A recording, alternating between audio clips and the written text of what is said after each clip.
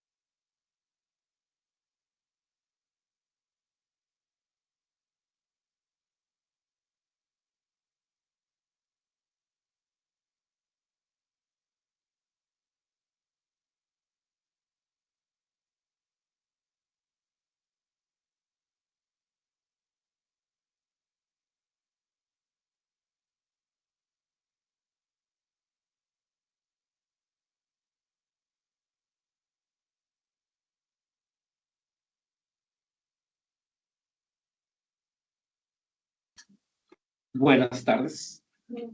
Vamos a ver el día de hoy el tema de adicciones, pero desde la perspectiva psicoanalítica. ¿Ok? Como parte de este tema, vamos a comenzar con el contexto. Dentro del contexto es importante aclarar que el término adicción es el más común a la hora de hablar de adicciones, para la redundancia, ¿verdad? Sin embargo, vamos a ir viendo que a lo largo de la historia fue cambiando la forma de llamarlo, la forma de abordarlo al problema del abuso de consumo, en este caso de sustancias. Para 1964, ya la Organización Mundial de la Salud introduce el término dependencia, esto para sustituir el término adicción o adicciones, ¿sí? Y también, además del término adicción, se utilizaba el término habituación, ¿vale? El asunto es que se fue cambiando, ¿por qué? Porque la adicción es algo que abarca muchísimas cosas. Va desde sustancias, va desde dificultad para dejar de hacer ciertas actividades. Conforme fue avanzando pues digamos que la evolución social, nos dimos cuenta de que en la actualidad es muy diferente el abordaje que se le da a el tema de las adicciones, porque hay varios tipos de adicciones al juego, a las redes sociales, a videojuegos inclusive, o sea, varias cosas que, por ende, el tema de las adicciones, en este caso en el consumo de sustancias, pues pasó a llamarse como trastorno por consumo de sustancias para describir este estado, ¿no? ¿Por qué? Porque se dan cuenta también de que desde el punto de vista de la psicología, pues si bien una persona puede llegar a tener experiencias con algunas drogas, no quiere decir que como tal sea un adicto o una adicta. Muchas de las veces también hay que tomar en cuenta el contexto social donde se desenvuelve la persona que consuma cualquier tipo de sustancia, cuál es el fin, cuál es el propósito que tiene a lo mejor este consumo, si es algo social, si es algo experimental, si es algo esporádico o si ya es algo que se hace de una manera desbordada. ¿Ok? Bueno, estamos viendo aquí a grandes rasgos los tipos de drogas que pueden existir, ¿no? Y sus categorías. Tenemos las drogas que son consideradas depresoras, que en este caso serían el alcohol, ansiolíticos o hipnóticos, también opio y derivados como por ejemplo la heroína, la morfina, entre otros. ¿Okay? Estos son considerados depresores porque como su nombre lo indica, deprimen el sistema nervioso. ¿Sí? Generan un efecto en el cual alivia momentáneamente una especie de dolor. Y al deprimir el sistema nervioso se desinhiben otras conductas u otras formas de interacción con las personas de tu alrededor. ¿Sí? Tenemos también los estimulantes. En el caso de los estimulantes, son todas aquellas sustancias que permiten al sujeto activarse, aunque sea momentáneamente. El ejemplo más común y más cotidiano es el café, ¿sí? El café, el té, el tabaco, y ya desde ahí vamos subiendo a lo mejor a algunas sustancias ya no lícitas o ya no consideradas legales, como son la cocaína, como son el speed y las anfetaminas, ¿vale? Tenemos también, dentro de las sustancias estimulantes podemos considerar, ¿cómo se llama? La metanfetamina, ¿sí? Por el efecto que genera en la persona que lo consume y demás. Tenemos el otro apartado que son las sustancias que se consideran como perturbadoras. Se consideran perturbadoras porque afectan directamente las percepciones, los sentidos de la persona que consume tales sustancias. Por ejemplo, el LSD, la marihuana, el éxtasis, la mescalina, el hachís y los inhalantes, ¿vale?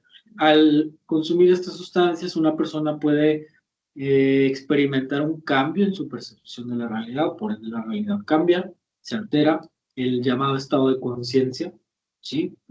Esta categorización, por así llamarlo, es importante porque muchas de las veces erróneamente llegamos a asumir que cualquier persona que consume una sustancia es considerado drogadicto o drogadicto. Y nos damos cuenta, al menos en la actualidad, que no es así precisamente. Pero desde el contexto ya entrando a materia de la perspectiva clínica, desde el abordaje clínico, encontramos que la propuesta psicoanalítica propone que las adicciones no constituyen una enfermedad, más bien constituyen un asunto que tiene que ver éticamente al sujeto, tomando en cuenta su especificidad. O sea, aquí estamos entrando a la gran pregunta que es por qué las personas consumen lo que consumen, que los lleva a tomar con más regularidad ciertas sustancias que otras. Y muchas de las veces esto va más allá del entorno, va más allá de la cuestión cultural, si bien se ve atravesado significativamente por su cultura y su contexto, encontramos que hay otras situaciones en donde no hay una explicación lógica, por así llamar. A partir de este punto, ya estamos entrando a terrenos ampliamente subjetivos. ¿Por qué ampliamente subjetivos? Porque está de acuerdo a cada experiencia de cada sujeto que vive, ya sea directamente o indirectamente. ¿Ok? Ahí está. Bueno, en la revisión teórica psicoanalítica, en torno al consumo de las sustancias, encontramos diversos planteamientos que pues intentan determinar factores etiológicos, así como el funcionamiento estructural del individuo, y esto tiene que ver con la cuestión del origen del sujeto. O sea, cómo se conforma una persona, cómo se va desarrollando, cómo se va eh, involucrando en su entorno, en su época, para a través de esa experiencia ir descubriéndose a sí mismo, a sí misma, como consumidor o consumidora, ¿sí? Un ejemplo muy inmediato que podemos encontrar a niveles culturales es hace unos años atrás, cuando las personas al llegar a la adolescencia, o incluso un poquito antes, ya se les daban algunos acercamientos, en este caso con algunas bebidas alcohólicas, ¿sí? Ya sea que fuera una inquietud genuina de la persona, en este caso el niño o niña, por ver que en su entorno era algo muy recurrente, o ya sea que el mismo entorno se lo acercara a este niño o niña con, pues digamos que con un acercamiento para ver qué tanto podía reaccionar o qué tanto podía recibir tal o cual sustancia, ¿no? De ahí, pues nos damos cuenta que esto, como era considerado, en este caso hablamos del alcohol, como algo legal, ¿sí? Pues se convierte implícitamente en muchos casos en algo socialmente aceptable. Lo mismo con el tema del tabaco, ¿sí? Todas las sustancias legales tienen esa pequeña excepción de ser socialmente aceptables, ¿no? En el siglo pasado se hacía una oda al consumo de estas sustancias. Lo veíamos en anuncios, lo veíamos en películas, en series, en un montón de historias, ¿verdad? Y realidades también. ¿Qué ocurre? Ocurre que con el paso del tiempo se fue jugando con esta noción de beneficios, propiedades, perjuicios que conllevaban tanto el alcohol como el tabaco. ¿Sí? Muchas de las veces encontramos que el tema de las sustancias se vive de una manera experimental. Esto quiere decir, viajando un poquito más atrás en el tiempo, tenía que ver también con una cuestión de algún ritual, ¿sí? De iniciación o de expansión de conciencias. Aquí ya estamos hablando de sustancias un poco más fuertes, si se le quiere considerar así. Estamos hablando de hongos alucinógenos, hierbas con propiedades que alteraban la percepción de la realidad, rituales propiamente, en donde más que contemplar la integridad de la persona o de las personas, se procuraba un bien común basado en tradiciones milenarias, casi casi, ¿sí? Vamos viendo que conforme avanza el tiempo, se van modificando estas perspectivas, ya volviendo un poco más a la actualidad, a finales del siglo pasado encontramos cómo fue decayendo esta visión del alcohol y el tabaco como sustancias socialmente aceptables, a tal punto que en la actualidad nos hemos encontrado con que pues ya inclusive se proponen los espacios, en este caso libre de humo de tabaco, se propone también el tema de los horarios establecidos para la venta de bebidas alcohólicas, no tanto para el consumo porque pues, puede alguien a comprar antes y puede estar desde la comodidad de su hogar, etcétera, ingiriendo bebidas alcohólicas. ¿Qué ocurre por el lado de las sustancias ilícitas? En el tema de las sustancias ilícitas desprende otro fenómeno cultural, ¿sí? Al menos en el país donde vivimos, pues tiene que ver directamente con la cultura del narcotráfico. Cómo se fomenta desde tiempos inmemoriales, el tema de leyendas o personajes que estaban directamente involucrados con el tráfico, el consumo de sustancias, la forma de vida, la perspectiva temeraria, ¿no? A la hora de sobrellevar este tipo de contingencias. Y vemos cómo poco a poco se fue como normalizando hasta cierto punto la forma de vida y se fue incluso anhelando como una meta, ¿sí? Dentro de las personas, sobre todo jóvenes. Y muchas de las veces nos damos cuenta que va más allá del deseo de, me gustaría hacer esto, me gustaría hacer aquello, pasa al acto, pero de una manera muy desbordada y de una manera muy trágica en la mayoría de los casos, ¿sí? Bueno, teniendo esto en cuenta, vamos a ver la perspectiva freudiana en cuanto al tema de las adicciones, ¿sí? Vamos a abordar particularmente la perspectiva freudiana y la perspectiva lacaniana. Claro que de alguna manera dejamos fuera a muchos autores o autoras que pueden contribuir bastante, pero desde digamos que el universo freudiano y el universo lacaniano pueden oscilar y pueden desplazarse o moverse varios autores o autoras que tal vez no vayan a ser mencionados aquí, pero que puedan llegar a ser aludidos, ¿no? Ok. Bueno, desde la perspectiva freudiana, tenemos que tomar en cuenta que esta perspectiva es una perspectiva evolucionista. ¿Qué significa esto? Pues esto significa que se fundamenta en que el comienzo es a partir de algo tangible y que se va a desarrollar hasta la madurez. O sea, como se plantea desde los trabajos freudianos, la perspectiva del desarrollo del psicoanálisis, el sujeto crece, se desarrolla y llega a un punto de madurez en donde al llegar ahí se ve reflejado el trayecto de su desarrollo y de su crecimiento, ¿sí? Algunas veces hablamos de el sortear la neurosis, el sobreponerse de alguna manera a los conflictos neuróticos de la vida cotidiana. En algunos otros casos estamos hablando de un conflicto en el llamado desarrollo psicosexual, un conflicto significativo, ya que todas, atravesamos por conflictos en esos momentos del desarrollo, ¿no? Aquí lo importante es la resolución y cómo se va instaurando esta identidad del sujeto.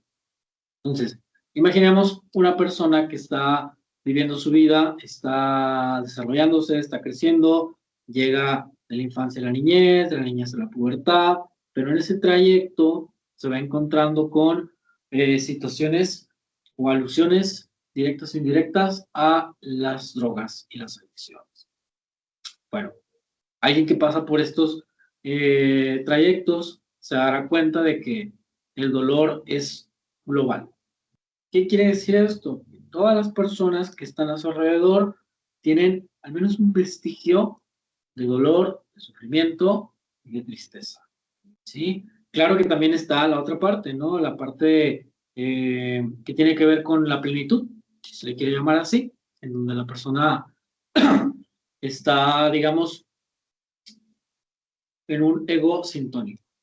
¿Sí? ¿Qué significa esto? Que está de acuerdo con su vida actual, que la elige activamente en la medida de lo posible, que está de acuerdo con su persona, que se conoce de alguna manera, se acepta principalmente, no como algo desde la conformidad, sino se acepta como alguien que está en un proceso de desarrollo, de evolución.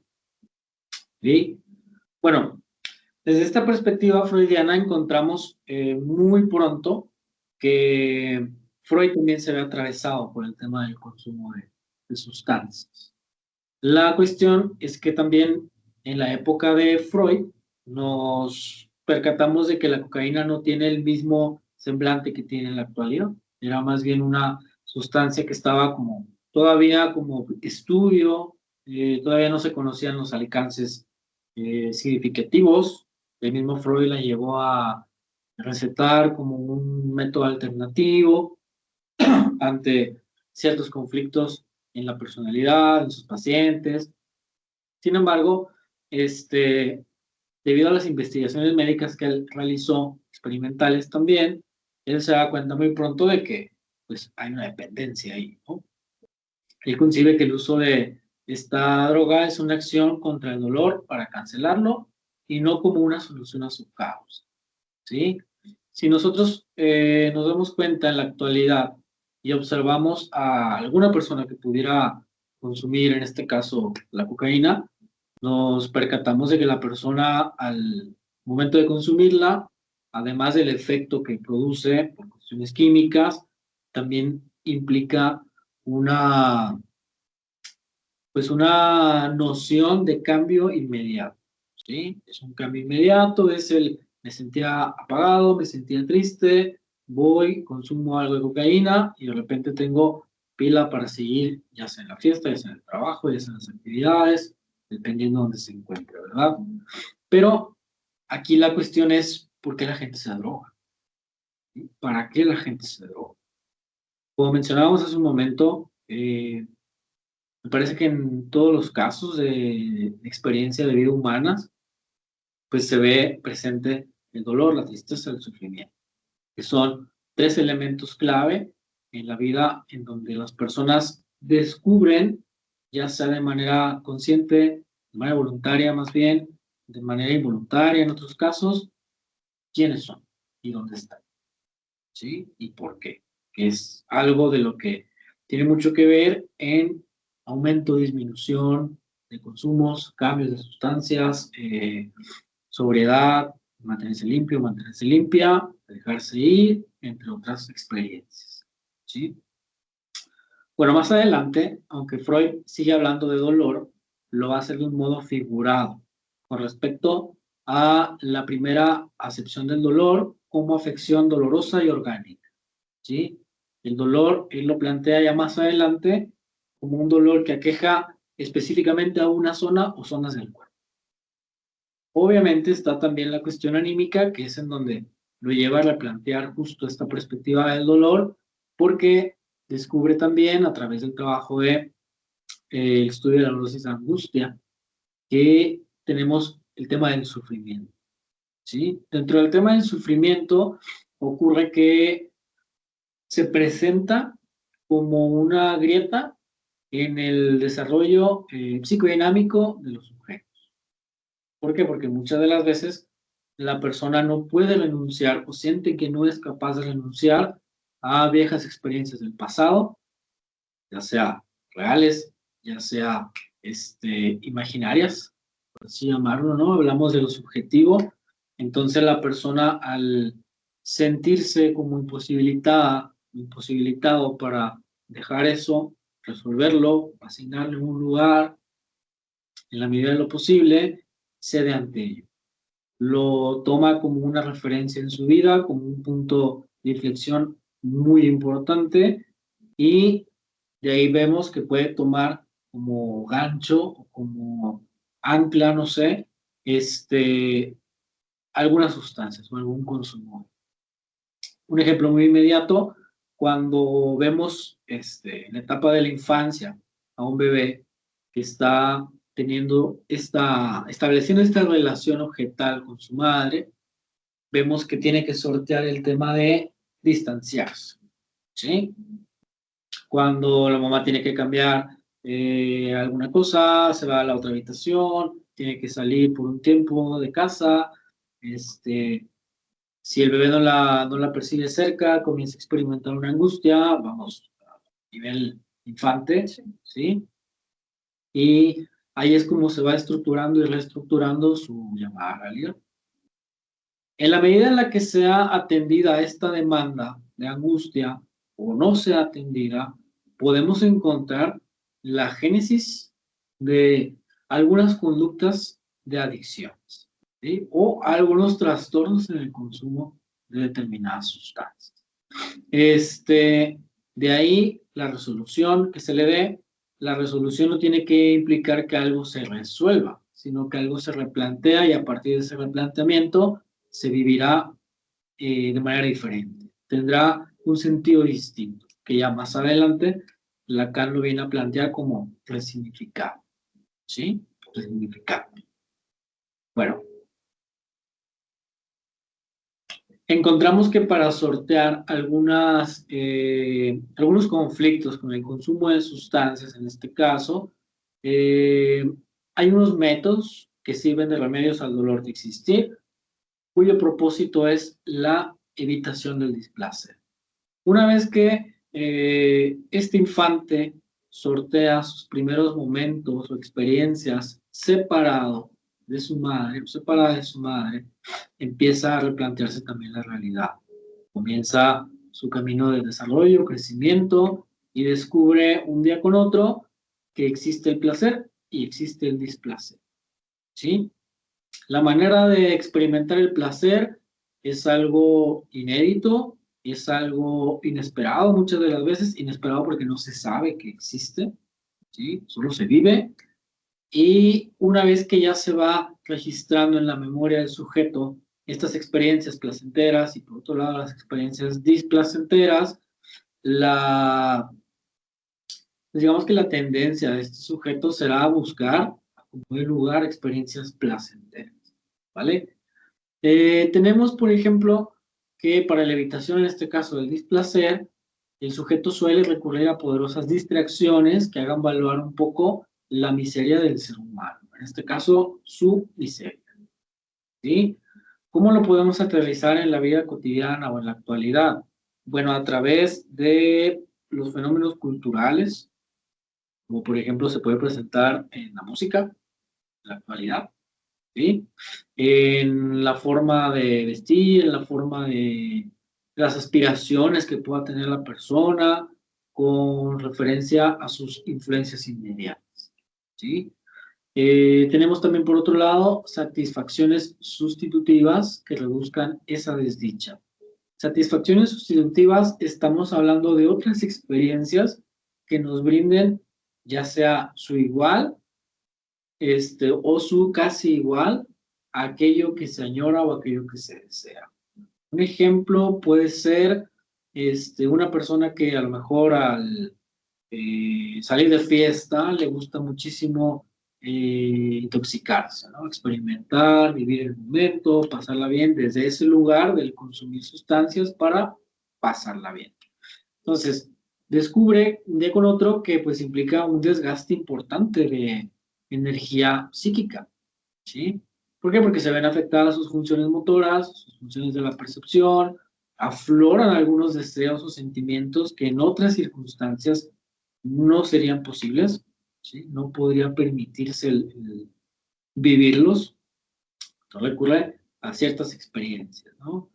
¿Qué pasa cuando esto es desbordante para el sujeto y para su entorno? Bueno, eso representa a lo mejor problemas con la autoridad, ¿sí? Con la autoridad, consigo mismo, consigo misma, con ese otro que está ahí presente, aunque no se encuentre a veces de forma literal. Volviendo un poquito al primer punto de las poderosas distracciones, estamos hablando también de otras formas como de sobrellevar esa dualidad, esa ambivalencia más bien que vive el sujeto consigo mismo, esa relación amor-odio. ¿Sí? Un ejemplo puede ser personas que tienen un pensamiento completamente opuesto a quienes consumen o se permiten experimentar con sustancias, ¿no? De no voy a consumir nada, quien consuma para mí no vale nada, o para mí significa esto, para mí significa lo otro. Entonces, digamos que sería el extremo opuesto del tema de las adicciones, del tema del consumo, ¿sí? Tenemos como punto número 3, sustancias embriagadoras que generen insensibilidad ante estas. ¿Qué significa esto? Que para este punto ya no sería suficiente aquella cantidad que en un inicio proporcionó esa experiencia placentera, esa experiencia de huida o evasión de lo que realmente siente, piensa, el sujeto o de lo que realmente pasa en su vida cotidiana. Al final de cuentas, cuando hablamos de consumo de sustancias, estamos hablando de evasión. Estamos hablando de evadir algo que no le agrada al sujeto, algo que le gustaría que fuera diferente, algo que no puede cambiar, algo que no quiere cambiar, algo que transformaría por completo su entorno. Hay que tomar en cuenta también este fenómeno social que ocurre cuando una persona se propone dejar de consumir lo que está que consuma, ¿sí? Se da cuenta de que tiene que, en muchos casos, plantearse mucho o poco el renunciar a su entorno social inmediato, donde siempre había una correspondencia, donde siempre había un sentido de pertenencia. Se da cuenta de que, bueno, si yo quiero dejar el alcohol, tengo que alejarme de mis amigos, mis amigas, y resulta que a mis amigos o amigas siempre los veo en bares, ¿sí? Y tengo que alejarme porque no es por ellos, sino es por mí, y a lo mejor, conflicto a la hora de estar frente a esta sustancia, entre otras cosas, ¿sí? Bueno, estos 3 puntos que se viven, al momento del consumo de sustancias, se proponen desde un punto de vista en donde el sujeto se deja llevar o envolver por la sustancia misma y todo lo que conlleva. En este caso, su entorno, forma de vida, aspecto cultural, aspecto social, económico, intelectual, etc., etc., etc. Todo aquello que conforma al sujeto y su realidad, ¿sí? Lógicamente, tenemos que el otro lado de las cosas propone la llamada sublimación, ¿sí? ¿Qué tiene que ver la sublimación aquí? El consumo de sustancias. Bueno, muchas de las veces en algunos sujetos que deciden experimentar con consumo, viene una forma de sublimación, ¿sí? En un inicio, así como viene también esta necesidad de huida o de escapada de la realidad, también viene la llamada sublimación. De ahí que sea difícil el asignar el consumo de sustancias como algo eh, total, totalmente negativo, ¿sí? Muchas de las veces nos damos cuenta que algunas personas recurren a sustancias para ponerse, como quien dice, muy creativo, ¿sí? Esto no es nuevo, esto tiene siglos sucediendo, solo que el contexto lo plasmado de una manera diferente. También tiene que ver alguna cuestión, en algunos casos mística, religiosa, que involucre una cuestión más trascendental que el solo intoxicarse con tal o cual sustancia. ¿Cómo es? Entrar en una especie de trance, ¿no? Y de alguna manera no busca huir de la realidad, busca conectar realidades desde su momento histórico. Ahora, volviendo al punto de la sublimación y el consumo de sustancias, ¿cuándo deja de ser una sublimación?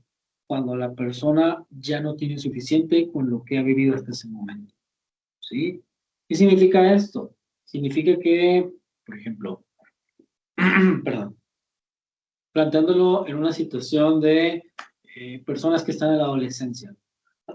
Durante esa etapa es como que digamos que la última escala desde la cuestión evolucionista para el tema de desarrollo y crecimiento. Entonces, como está en esa última escala, la persona también al estar viviendo un duelo por la infancia perdida, ya no retornar a ella jamás, en esa forma en la que se vivió, comienza a, pues a tratar de hacer ciertas concesiones, ¿no? Con su realidad, con su aquí y ahora. Y eso implica que la persona, pues a lo mejor va a hacer algunas cosillas experimentales. Estas cosillas experimentales son un cigarro por aquí, una bebida por acá, un porro por allá, un paso por acá, dependiendo lo que su entorno le pueda facilitar o a lo que él se pueda acercar de su entorno, un poco más allá, ¿sí? Sin embargo, aquí es en donde entramos ya al punto clave, que es la adicción primordial. ¿Cuál podría ser la adicción primordial considerada desde el punto de vista freudiano? Si hablábamos hace un momento que se busca el placer para contrarrestar al displacer, la adicción primordial tiene que ver con el autoerotismo que experimentó el sujeto en sus primeros años de desarrollo y de vida, ¿sí? Entonces queda registrado a nivel inconsciente en el sujeto y obviamente la resolución desde la perspectiva freudiana del desarrollo psicosexual pues le va a llevar a experimentar ciertas situaciones que eventualmente va a suplir la adicción primordial por adicciones a lo mejor contemporáneas a su tiempo. Después de todo, la relación autoerótica después pasa a ser una relación aloerótica. ¿Qué significa esto? Que va a ser dirigida desde una relación homosexual o bien una relación heterosexual, en donde la persona pueda descargar sus pulsiones, donde la persona pueda recibir la descarga pulsional de ese otro, ¿sí? Y muchas de las veces encontramos que estas interacciones pues generan muchísimo conflicto, generan muchísimo desgaste, porque no se realiza de la manera que se desea, o porque no se va a realizar directamente, o ya no es posible, o porque ya no se quiere seguir gestionando esa dinámica, ¿no? Libidinal. Eh, Tenemos también las otras adicciones, que solo cobran vida como sustitutos y relevos de la adicción primordial. Por ejemplo, se aborda de manera muy puntual en el caso del tabaquismo, ¿sí?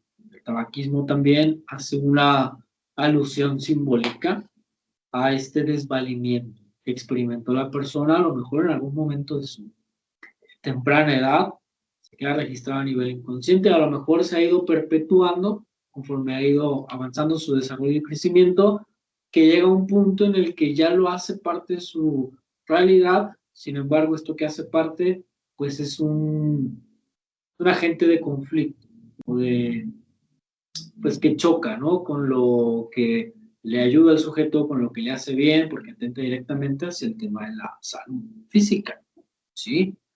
Lo mismo también ocurre con el tema del alcoholismo, en donde algunas personas recurren a este tipo de consumo desbordado como una manera de, ¿cómo decirlo?, de atenuar el no poder sobrellevar algunas situaciones o el no poder replantear algunos sentimientos o emociones. Entonces, se convierte en pocas palabras como el llamado lugar seguro del sujeto, ¿sí? Pero ese lugar seguro, pues, lógicamente es una trampa. Y esto es porque está de por medio el llamado narcisismo. ¿sí? Se puede decir desde la perspectiva freudiana, en el caso del consumo de adicciones, de sustancias, perdón, estamos hablando de una herida y muy importante al llamado narcisismo del sujeto, ¿sí? Hablamos también de cómo se diferencia en su momento el narcisismo primario, el narcisismo secundario. Cuando dejamos el narcisismo primario nos enfrentamos al mundo real, sus limitantes y sus posibles oportunidades de desarrollo, expansión y demás. Al sentir una incapacidad para gestionar el narcisismo secundario, se opta, mayormente inconsciente, por volver al narcisismo primario. Tal vez ya el sujeto no se va a masturbar como el niño pequeño, niña pequeña, desde ese punto de vista del narcisismo primario y la adicción primordial, pero lo va, digamos que, a desplazar hacia el abuso en el consumo de sustancias, básicamente. ¿Sí? Bueno, dentro del narcisismo también y la constitución del objeto, este pasaje se puede ejemplificar de la siguiente manera, como el no existo, existo y existe el otro. ¿Esto qué significa? Cuando el sujeto está ubicado en el no existo, no tiene noción de quién es, no tiene noción de qué desea o por qué lo desea. ¿Sí? Una vez que se percata de su existencia, tiene que haber un otro que le incite a asumir su existencia, ¿verdad? Yo soy hijo de mi mamá, porque mi mamá está aquí, porque mi mamá está, o sea, ubicándonos como una lógica inicial, ¿sí? Al ir creciendo, al irse desarrollando, lógicamente vamos ampliando nuestros entornos, vamos ampliando nuestros vínculos interpersonales, pero siempre dejando ahí como que un vestigio del vínculo primordial, ¿sí? ¿A qué viene esto? Esto viene a explicar la dinámica del establecimiento de un abuso en el consumo de sustancias. Por ejemplo, en la cultura popular, a través de la música, a través del cine, a través de la literatura, de las formas de vida de personas que están en el mundo artístico o que están en un mundo un poquito más lógico, más concreto, se presenta esto, ¿no? Ahorita me viene a la mente el tema de, sobre todo, las canciones dolidas, ¿no? Cómo se hace una oda, eh, inclusive se utiliza como vehículo para transitar la melancolía, la separación, apoyado o acompañado en tales o cuales sustancias y lugares, ¿sí? Bueno, vamos a ver ahora la perspectiva lacaniana. Desde la perspectiva lacaniana vamos a encontrarnos que hay muchísimos elementos que tomó Jacques Lacan de la perspectiva freudiana, ¿sí? Pero encontramos cambios importantes. Primeramente, se piensa el origen del sujeto desde el planteamiento creacionista, y esto ya contrasta con el planteamiento evolucionista que, perdón, venía trabajando Freud. Entonces, Lacan lo aborda desde el planteamiento creacionista y aquí se abre la teología mítica, por así llamarlo, de Lacan. ¿Qué quiere decir? Lo simbólico, lo real y lo imaginario. Estos tres elementos son clave para Lacan y para la comprensión de muchas vicisitudes que pues vive el sujeto, ¿no? Hay que tomar en cuenta como referencia el seminario número 10, en este caso, que aborda la angustia, ya que este seminario también se apoya, entre otras lecturas, específicamente en el libro de Freud, de Inhibición, Síntoma y Angustia, ¿sí? ¿A qué va todo esto? A que la angustia se construye en un efecto central para pensar las toxicomanías. O sea, estamos hablando de que es a través de la angustia donde pasa la elección inconsciente de el consumo de tal o cual sustancia. Por ejemplo, verlo desde lo socialmente aceptable, el alcohol y el tabaco. En el caso del alcohol, existe una forma a través del consumo de este en el que la persona puede desinhibirse, ¿sí? en el que la persona puede atenuar cualquier noción moral de repente de esto no se puede, esto no se debe.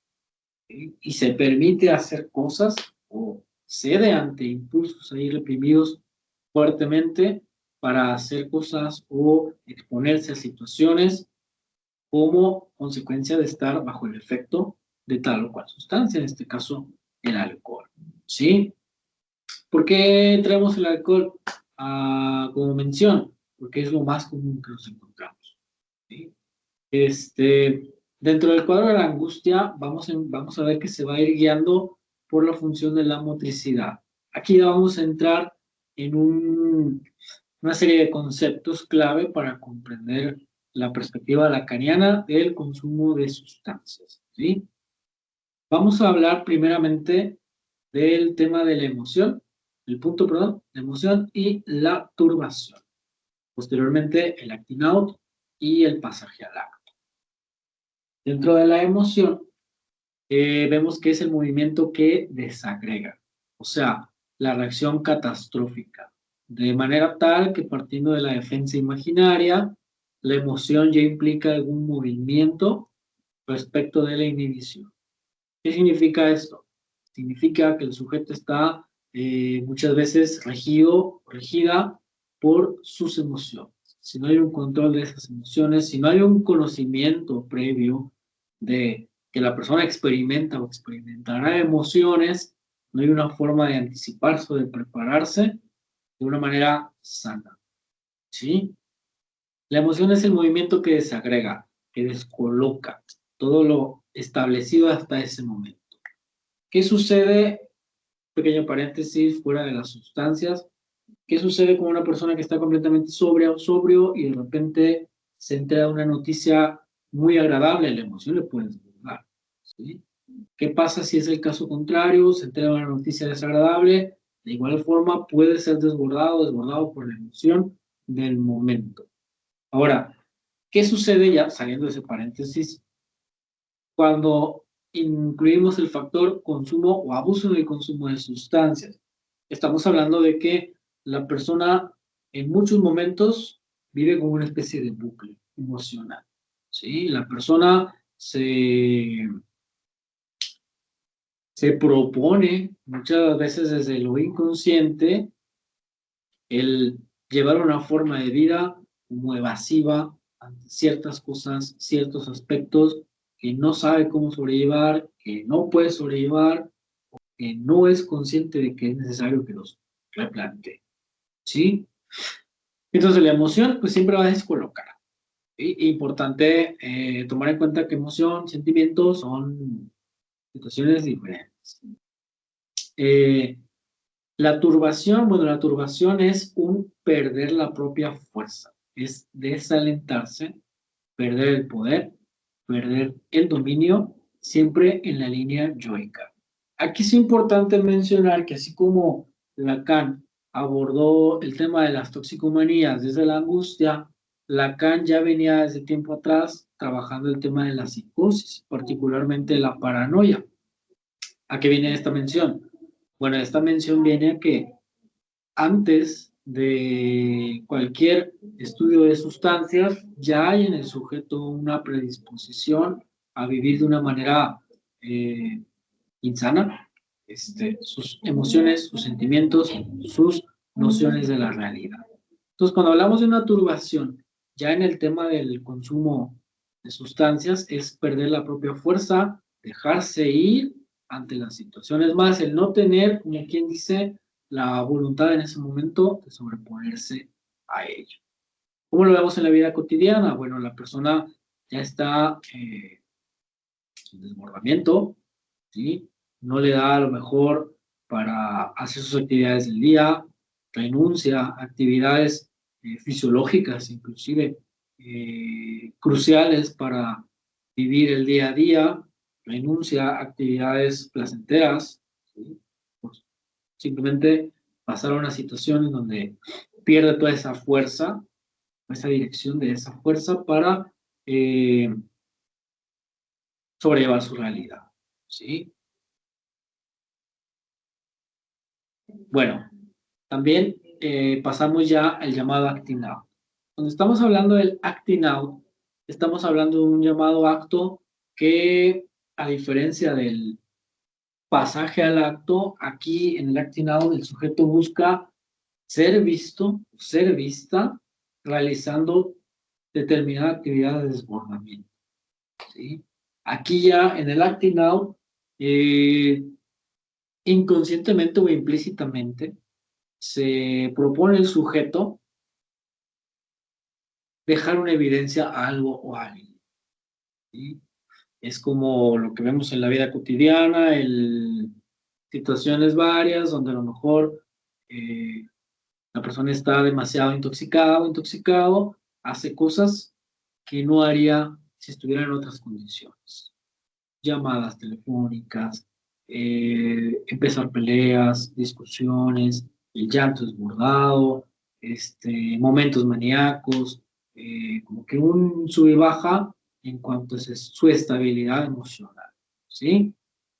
Es esencialmente algo en la conducta del sujeto, es el acento demostrativo y su orientación hacia el otro. O sea, hacerle saber al otro que debido a ese otro o esa otra, la persona se encuentra como se encuentra. ¿Sí? Y esta figura del acting out ocupa para Lacan un lugar protagónico. ¿Por qué? Porque ahí ya no hay filtros. Ahí básicamente la persona se desbordó, se le fue. ¿Sí? Para situar lo que se muestra y no puede decirse. Una manera de aligerar esa carga, ¿no? Bastante insana, bastante peligrosa y bastante temeraria. Tenemos el pasaje al acto. En el pasaje al acto, Lacan propone que es un concepto que ha empleado desde el comienzo de su enseñanza para designar los tropiezos del deseo humano y de la demanda dirigidos al otro de la especie, ¿no? A ese otro. En el pasaje al acto, aquí encontramos que la persona lo hace de una manera un poco más razonada. ¿Sí? Por ejemplo, si bien en algunas ocasiones tiene connotaciones positivas, el consumo de sustancias, a veces se requiere de tal o cual consumo para confirmar o corroborar algo, que haga clic en su realidad, ¿no? Lo vemos, por ejemplo, en el tema de los brindis, ¿sí? A nivel cultural, a nivel histórico, existe el llamado brindis. Y ese brindis puede ser bebidas, puede ser en comestibles, puede ser el disfrutar con alguien más, ¿sí? O disfrutar de algo más, se requiere algún elemento externo. El pasaje al acto es contrario al llamado acting out, porque implica una resignificación, ¿sí? En donde la persona descubre alguna variante en su realidad. Bueno, ya sea en los diversos casos clínicos que se presenten en los centros de rehabilitación, con internación, o en personas que puedan ir a terapia, consultar a un analista, nos encontramos en todos ellos que el acto por el cual un sujeto recurre a un objeto droga siempre se presentará como la salida a una angustia que lo invade, lo captura y lo encierra. Debido a esto, desde la perspectiva psicoanalítica, no se aborda como tal como adicciones, ya que desde la perspectiva psicoanalítica, pues también están otros elementos que no tienen que ver con consumo y que generan adicción, o que generan esta recurrencia, ¿verdad? Bueno, parece que estamos ya llegando al final de esta presentación. Cualquier duda, cualquier comentario, con toda confianza, podemos ver en la primera oportunidad que sea posible. Buenas tardes y muchas gracias. Bueno, tenía una duda. Sí. Por ejemplo, hablaba de aislarse como del medio, de que tiene que cambiar aspectos de su vida, aspectos del ambiente. ¿Y cómo sería en caso de que, por ejemplo, el paciente considerara una red de apoyo a alguien que está en este círculo, a alguien que está en este ambiente? ¿Alguien que también está en una situación de consumo? Sí. Bueno, probablemente esa red de apoyo no sea una red de apoyo total. Uh-huh. Probablemente si alguien considera a un igual en ese sentido como red de apoyo, tal vez es para perpetuar el consumo en ocasiones, o tal vez esa persona en realidad es la red de apoyo de quien se apoya. No sé si me explico. Vamos a suponer que los dos somos cocainómanos, ¿sí? Pero usted es más cocainómana que yo. Y aún y que usted es más cocainómana que yo, usted al verme a mí intoxicado, estamos intoxicados los dos, pero al verme intoxicado usted se plantea de que esta persona se droga. Y eso obviamente le lleva, rebota, ¿no? Es una pregunta rebota. Y yo me drogo. A ver, a lo mejor yo lo hago porque me la paso muy bien, me siento mejor, está ahí barata, no sé, pero esta persona no tendría por qué hacerlo, ni siquiera se ve que lo disfrute, voy a tratar de ayudarle. Es como que en lugar de decir, no, es que esta persona le voy a ayudar, te está ayudando a través de esa persona. Es como querer salir del hoyo ambas personas, pero es probable que no puedan salir, o que no, vaya, que pueda salir solo una o que no pueda salir ninguna. ¿Sí? Al final de cuentas, es un deseo de quien lo siente, no del otro. A lo mejor usted al verme intoxicado puede decir, sea un mal. Y a lo mejor yo al verla intoxicada, usted digo, es que hay que llegar a ese punto, pero no me sale. Estoy frustrado. Y luego usted llega y me dice, oye, no te drogues. Puedo yo reaccionar de una manera muy negativa porque me va a chocar mi realidad con la suya, ¿sabe? No sé si a su punto. ¿Sí? ¿Alguna otra duda? Sí, por ejemplo, en situaciones de adicciones, ¿cuál es el mejor procedimiento, digamos, con el paciente? Por ejemplo, dejarlo hablar o qué hacer en esos casos. Ok. Tiene que ver el tipo de sustancia, ¿sí? Porque no es lo mismo atender en terapia a una persona que consume cristal, a una persona que consume marihuana, a una persona que consume solo alcohol. ¿Sí? Tiene que ver también su edad y su índice de deterioro, ¿sí? Porque a lo mejor hay alguien que toma demasiado, pero es funcional. Entonces a lo mejor ahí es más vamos a comprender el origen del por qué abuso en la bebida.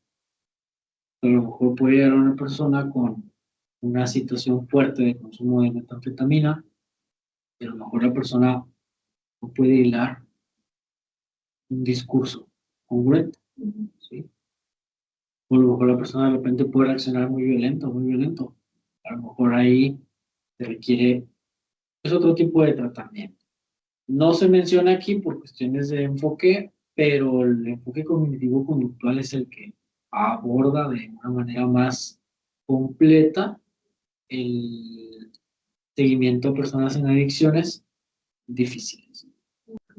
Desde la perspectiva clínica, no podemos hacer gran cosa si no hay un sujeto que hable sobre la vida. O sea, no habría algo que hacer como tal. Sería canalizarlo a psiquiatría y a cognitivo-conductual, un anexo o centro de internamiento, o todas las anteriores. ¿Sí? ¿Alguna otra pregunta? Creo que no. Ok. Le piqué salir, pero no sé si, bueno, a finalizar, y luego me decía salir, ya no supe ahí qué onda, si al salir cortaba o pues. Sí, primero que Ok. Ahí no está. tengo la Sí. grabación.